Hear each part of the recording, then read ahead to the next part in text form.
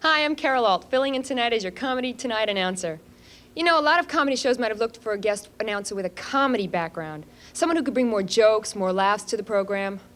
But I guess that would be the easy way out, because instead they've asked me, a fashion model, to come in and help them out. I don't know, maybe they mistook me for someone funny. Maybe they thought I was somebody else. You don't suppose they think I'm Don Rickles? Well, do you, Hockey Puck?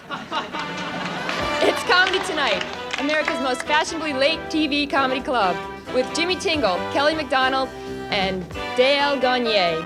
And here's the man who knows that the only thing that's always in style is style itself, and maybe Dickies, Bill Boggs. Good work, Carol. Thank you. Woo. Carol, all right. Thanks, everybody. Good-looking group. And, of course, this is the one and only Carol Alt filling in tonight as our guest announcer. And guys in the audience, I want to tell you, forget it. She's married to a hockey player. Anyway, here's somebody who's not married to a hockey player. From Boston, this is Jimmy Tingle. Come on, Jimmy. Yeah!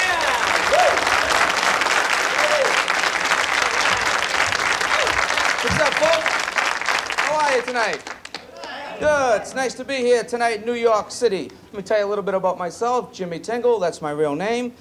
I'm the oldest in the family, which means, of course, growing up, you get the most responsibility. Natural phenomena. After supper, my mother would say, all right, time for chores. Now, many hands will make light work. Now, Ruthie, you do the dishes. Bobby, take out the trash. Gary, sweep the floor. Jimmy, what? Paint the house. Before you go to bed. Thank you, Mom. Oh, I'm from Cambridge, Massachusetts, the home of Harvard University and MIT. I used to play basketball a lot of times with guys from Harvard and MIT. You could always tell the guys from MIT playing basketball. When they want to know the score, they'd say something like, excuse me, but what's the differential? I don't know. I shouldn't cut these guys up. These guys build computers. I can't play Donkey Kong. I see those barrels coming like kegs of beer. I'm trying to grab those babies. Ah, that's the new thing now, home computers. People come up to me in the street. Excuse me, sir, but, you need a home computer. Hey, pal, I need a home. What the hell am I going to do with a home computer? Help balance your budget. I could do that with apples and oranges. Come on, man. Oh, give one to Reagan. I'm all set. Reagan dropped 62,000 pounds of bombs on Gaddafi's tent. But they weren't trying to kill him. What were you trying to do, wake him up? 10% of the nation agrees with Reagan's policies in Central America, 20% of the nation disagrees with Reagan's policies in Central America, and 70% of the American people think that Central America's in the Midwest. Leave the people from Idaho alone. They make the potatoes. Reagan wants to give $100 million to the Contras, a soccer team from South America, to keep the Nicaraguan people from becoming communists. Hey, there's only 3 million Nicaraguan people. Why don't I take the $100 million, give it to those 3 million people, divide it up equally? Comes out to $33,000 apiece. Give every man, woman, and child in Nicaragua $33,000 apiece and bus tickets to Atlantic City. Think about it. That wouldn't be funny? 3 million Nicaraguans in Atlantic City trying to learn English and blackjack at the same time? We'll get the money back. We'll balance the budget by the 4th of July. Oh. What is this wind chill factor thing, folks? What kind of a statistic is this? My whole life, I grew up in New England. Every winter in New England, we freeze. One simple reason, folks, it's cold. It's cold in the winter. We don't need an added dimension to make it colder than it already is. Let me give you an example how wind and cold do not necessarily correlate. College. Man goes fishing, catches a big mouth bass, brings it home, puts it in his freezer. A week later, he goes back, that fish is like, he's frozen solid. The wind didn't have a damn thing to do with it. There are no gusts of wind in his freezer, whisking this animal into frozen submission. It's cold in the freezer. But the weatherman loves his wind. He comes on, he's psyched. It's 12 degrees outside today. But wait, there's more. Because when the wind blows, it's going down to 56 degrees below zero. How do you feel now, sap? I don't want to know this. I don't want to know the exact degree to which I'm going to suffer. Tell someone else. I have enough problems. Let the man come on television. It's cold out today. Do I need a coat? Yes, you do. Thank you. That's all I care about. It's ridiculous. Everything's so technical, so sensationalized. Like, what's next? Erosion update? The east coast of the United States of America lost an 1/8 inch of land today. So? Oh, you don't think an 1/8 inch of land is a lot. But that 1/8 inch of land could float across the Atlantic Ocean, past England, past Ireland, past the North Sea, past the Baltic Sea, onto the shores of the Russian soil, increasing their land-based nuclear capability potentials by an 1/8. You snicker. What would happen if the Russians got an 1/8 inch of land every day for 8 days? What would they have? An inch. An inch! And what happens if you give those sneaky Russians an inch? A mile! If we don't stop that 1/8 inch of land now, 4,454 billion years from today, there could be nothing between us and Russia but land.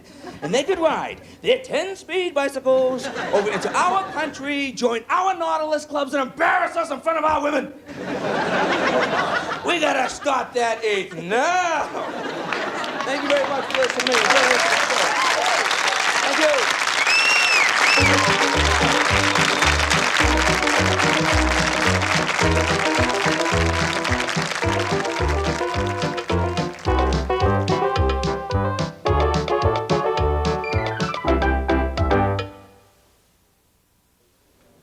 Oh, incidentally, for anyone who's still counting, it is day 2,310 of the hostage crisis in Iran. But after seeing this next comedian, you'll remember today as day 1 of the MacDonald crisis, because here is Kelly MacDonald.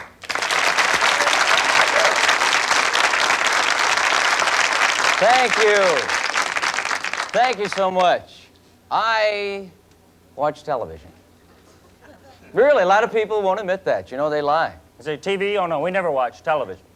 Then you turn it on and they say, that's a repeat. I watch more now because I have a VCR. And I like it because now I can record and zip through the commercials. Some of them are very old, you know, very tired. We've heard them too many times. 7 out of 10 Americans suffer from psoriasis. What does that mean? The other 3 people enjoy it?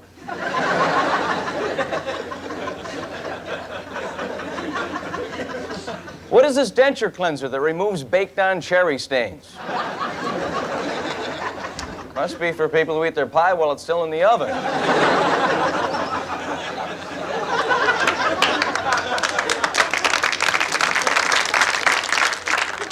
Do smokers really need their own toothpaste? I guess so. Smokers, use this product, your teeth will be cleaner. And they will be, but they'll also be a lot smaller. They don't tell you that. I watch a lot of shows. Some shows are hard to buy. I mean, really. Love Boat, a ship that size with 1 bartender. You want to say, Isaac, take a break. You're going to kill yourself. He works too hard. I can't relate. I'm lazy. Any other lazy people here? Oh, good. See, the rest are too lazy to applaud. We're all lazy. That's why we own dogs. So when we spill things, we can say, come here, boy, lick that up. Because we're too lazy to bend over. We prove it every morning, getting out of the shower. You know, we drip all over that bathroom floor. But we never, ever bend over and wipe it up. We do something else.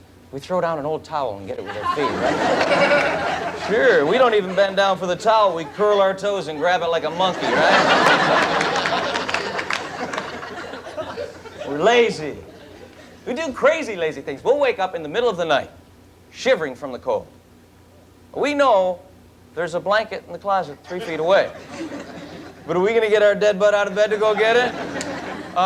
We just go deeper into that fetal position, don't we? You can just get your head between your feet. You can slide into the pillowcase, and then you'll be all right. Lazy. I'm a lazy housekeeper. I vacuum the lazy day, the lazy way. Some people do, you know. Sometimes I don't even turn on the machine. I just lay down a couple tracks so people think I clean. But even when I turn it on, it's lazy. I just... Whoops. There's a penny. Are we going to Bend over and pick it up.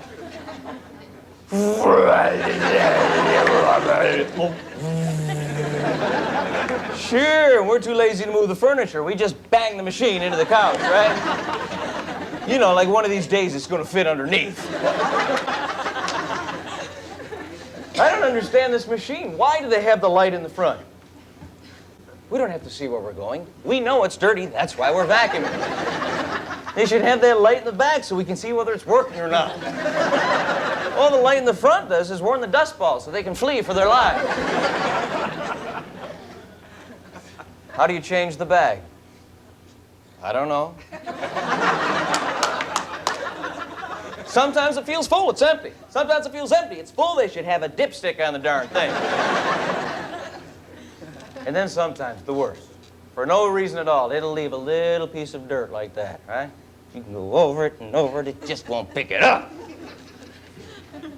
But you get within 10 feet of something it wants. Like the drapes.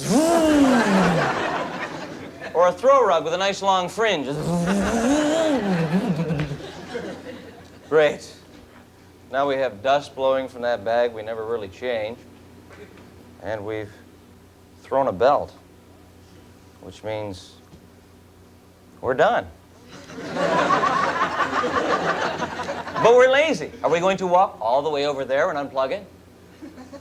What are we going to do? Take on the cord, sure. And if that doesn't work, whip it around, right? Knock over a lamp, maybe a vase. Finally, we just jerk it out of the socket. The prongs come out like this. 60 miles an hour, you duck and cover. Too late, ow, back of the neck. Leaves a big mark. And now you're going to tell your sweetheart you were vacuuming. Thank you so much. Thank you.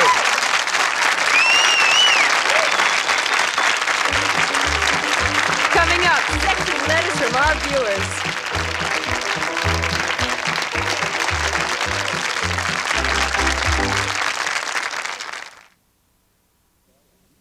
Accommodations provided by Lowe's Summit Hotel in New York, the ideal East Side location for business or pleasure. For reservations, call toll-free 1-800-223-0888.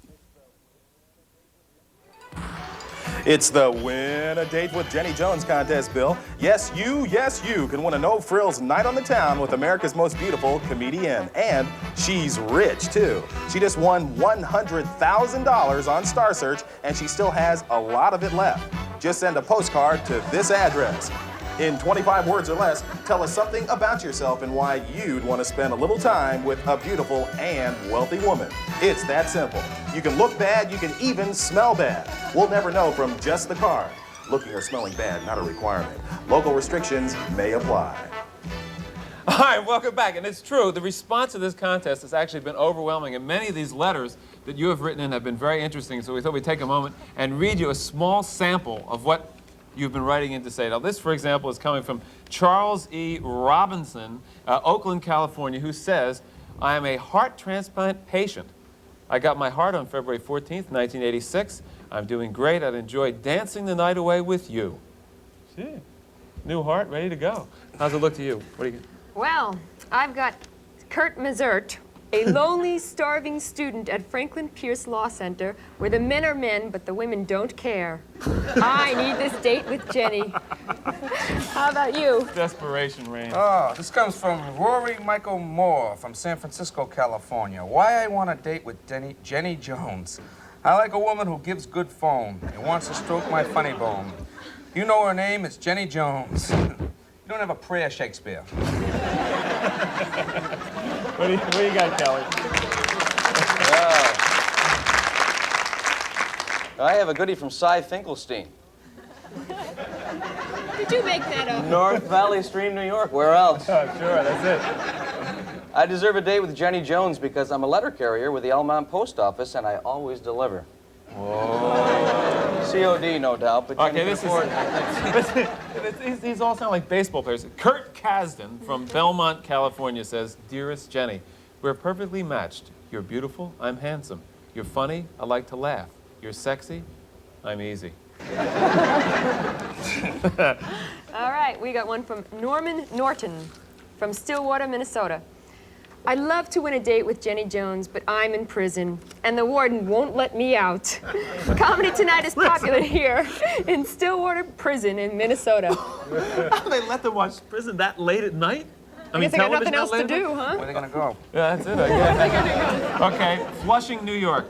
Martin Hershenson. Few know that after an unhappy affair, Mrs. Jones jumped into a 5-gallon vat of Jergens lotion and tried to soften herself to death. That's a direct, desperate plea. If I ever heard one.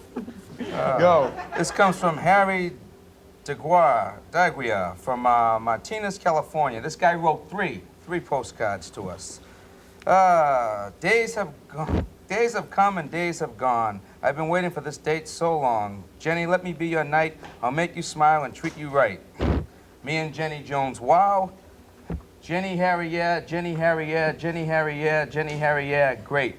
You think the guy got a problem? But did he do it in 25 words or less? Real creativity flowing from our viewers. We'll repeat ourselves and make up for time, yeah.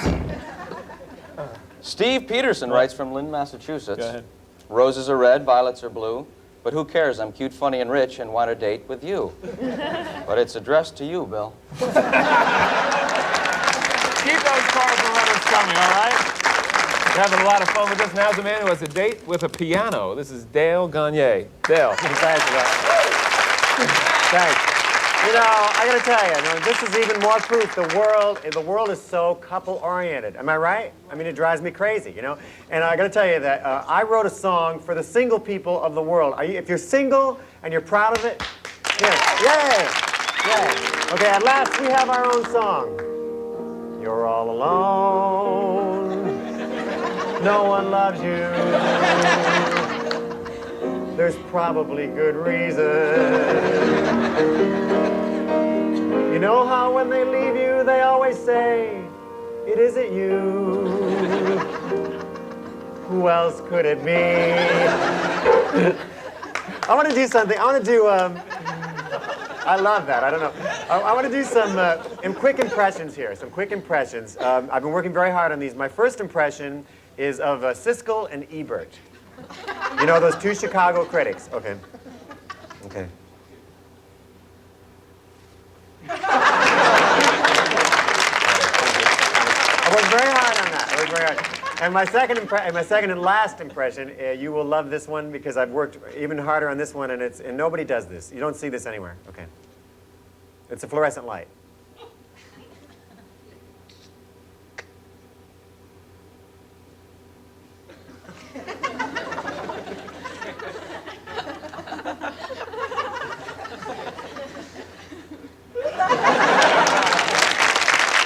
Nobody does that. I'm working on a new Broadway musical, and hopefully in about a year you'll be seeing the show. It's taking all my time. Marcos, Marcos, Marcos, Marcos, Marcos. Imelda, Imelda, Imelda. Don't cry for me, Filipino. The truth is we never left you. We're in Hawaii to escape the vandals. I miss my Reeboks.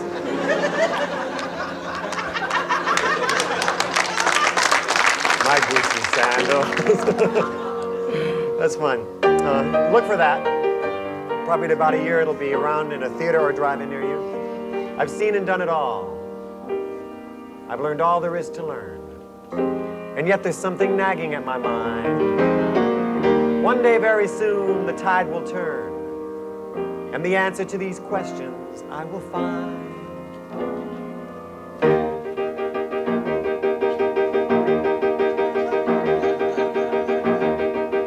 Is Shelley long or short? Was John Giel good all day? Did Van Gogh to court, and what did Ernest Hemingway? Is Glenn close? Was Jamie far? Did Danielle steal your thunder? Can Tommy tune his own guitar? And what makes Stevie wonder?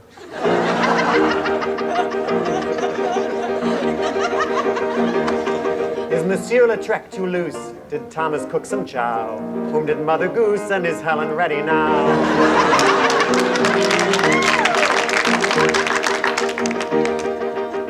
Is Linda Gray? Was Karen Black? Why did Patricia kneel? Who gave Roberta flack? Did Norman Vincent Peale?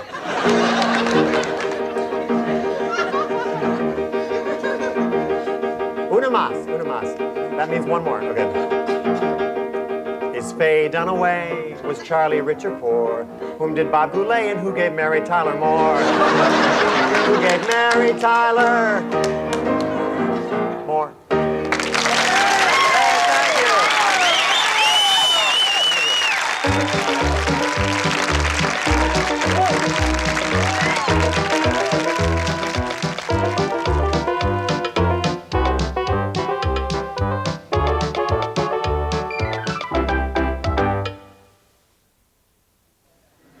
Good show. I want to thank Jimmy Tingle. Thank you. Kelly MacDonald. Where's Dale? I'm Dale here. Gonyea. I love that very much. thanks, And our guest announcer, Carol Alt. But wait, I have one quick question before we go. Is it true that your other announcer ran off with Yes, you know, somebody she met? Karen Haber met a guy on the back row and ran off. We haven't heard a thing from her. So we have guest announcers for the time being.